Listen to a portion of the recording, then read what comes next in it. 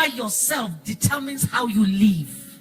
A few weeks ago, I was supposed to minister I was going to Maryland from California to go and minister.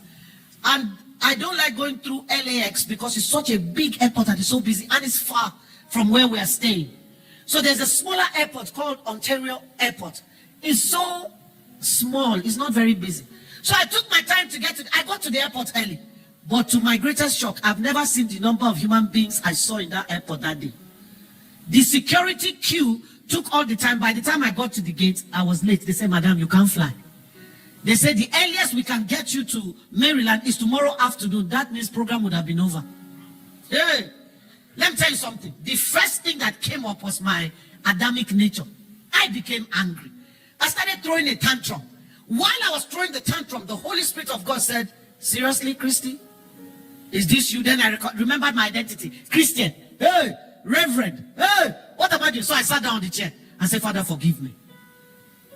The only reason the Holy Spirit can cut through my madness is because I identify with him. So he cuts through the madness and he says to me, "Is this how you should be behaving as a Christian?" I sat down there and composed myself. And I said, "Lord, what next?" He said, "Check for another airline." They are not the only airline. And when I checked, I found another flight. But I was supposed to leave 6:30 in the morning. The flight I found was 6:30 in the evening. But it was going to get me to Maryland at 1 a.m. in time for the 10 a.m. program the next day. So I bought that ticket. And I had the money. So God was now asking me, what was that tantrum for? You had the money. You had the option of another airline. But you first of all chose the reaction of the flesh. Your tantrum didn't change the airline decision. It didn't make them say, "Okay, madam, for throwing a tantrum, come, let us stop the plane and put you inside." Nothing changed. He said, so how you identify yourself determines how you live. My father and my mother had 8 children. We were a family of 10. And we began to grow. Somewhere along the line, I gave my life to Christ. Some of my sisters gave their lives to Christ. But they began to make choices that didn't honor God. And today, that family of 10 has shrunk to a family of 2. I've buried 8 of them. And what ate up my father's house threatened me too. But here I am, because of Jesus. And he didn't leave me here for show. He didn't leave me here so I would just go around saying, "Oh, 8 of them have died." He left me here because my work is not done. And I refuse to slow down. I refuse to let up. I refuse to give in. I refuse to give up. I refuse to die without fulfilling purpose. When Papa came up and started leading prayer, the second sentence he made was, "How we will fulfill purpose." And if you don't define purpose, then your life will waste. You will stand before God and you won't be able to look him in the eye.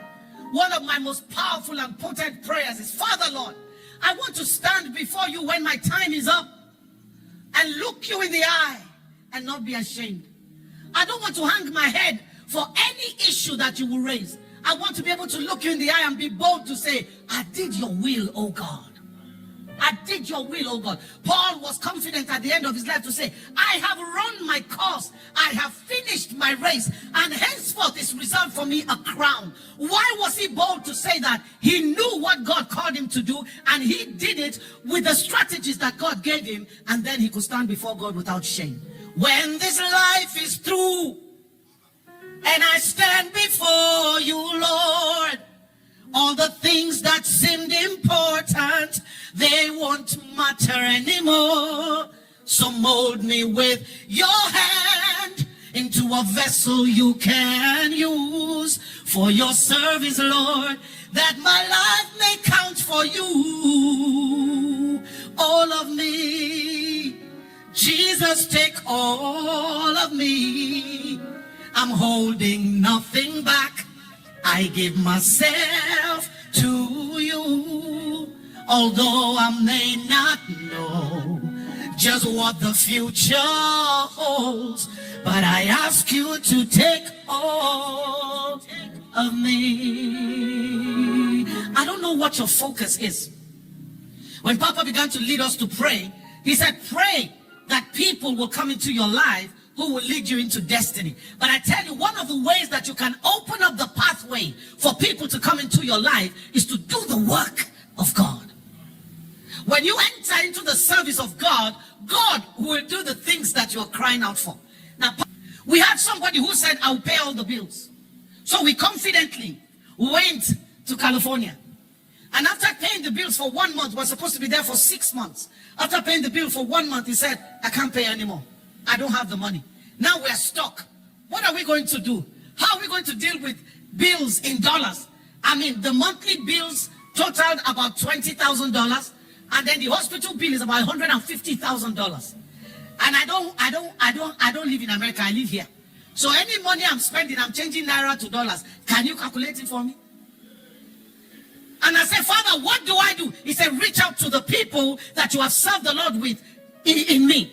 And I wrote a letter, 1 letter, and I sent it to people. I sent to Papa Amos. In 3 weeks, everything we needed for the first stage at about $38,000. In 3 weeks, people gave to me. You don't understand. I looked at myself and I don't have $500. I'm just there to help my child, to be with my child through the process. But God said to me, you have served me, I will stir up men. And people gave to me. Some of them, I don't know them. Because people that got my letter gave it to other people, and those people responded. I don't know who they are. Doing the work of God is what guarantees God to do your work. Doing the work of God is what guarantees that God will rise up for you. Oh, a man went to preach somewhere for a conference, and he decided to arrive a day early. Conference was for 2 days. He was speaking on the second day, but he decided to come early and be a part of the first day. And he had been fasting before he even came, and he kept up the fast while he was there. The man that was to preach on the first day arrived at about 11 a.m. of the day he was supposed to preach. And he came, dropped his bags. He came with his golf kit. He took his golf kit and went to play golf. He came back from playing golf around 2. They gave him pounded yam. He ate it very well. Then when it was time to church, he got up and went to church. And the power of God was unmistakable while he was preaching.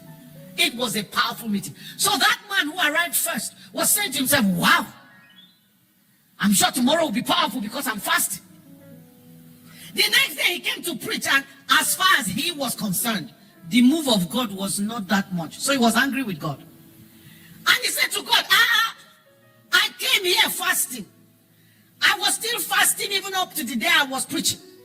This man that came yesterday came here, went to play golf, came back 8 pounded yam, and you showed up for him. Why won't you show up for me like that? What is this partiality, oh God? He said, the Lord, he's the one that was telling the story. He said, the Lord told me, shut up. Who are you? God asked him, who are you? He said, you see that man you are criticizing? His great-grandfather was a preacher. His grandfather was a preacher. His father was a preacher. He is not a preacher. That's 4 generations of service to me. He said his forefathers paved the way for him. Your father is a native doctor. You are the first Christian in your family. Who are you to come now and say to me that the kind of attention I give to this one is the same I'll give to you? What is the difference? Service. Service. The man said, I closed my mouth.